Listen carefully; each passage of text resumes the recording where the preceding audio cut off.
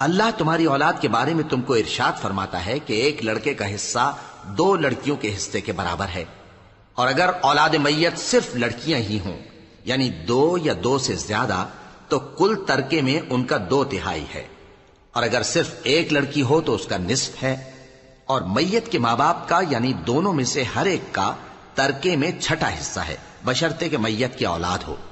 और अगर औलाद न हो और सिर्फ माँ बाप ही उसके वारिस हों तो 1/3 माँ का हिस्सा है, और अगर मैयत के भाई भी हों तो माँ का 6ठा हिस्सा होगा।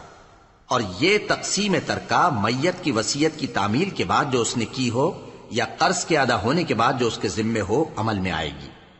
तुमको मालूम नहीं कि तुम्हारे बाप दादों और बेटों और पोतों में से फायदे के लिहाज से कौन तुमसे ज्यादा करीब है। ये हिस्से अल्लाह के मुकर्रर किए हुए हैं, और अल्लाह सब कुछ जानने वाला है, हिकमत वाला है।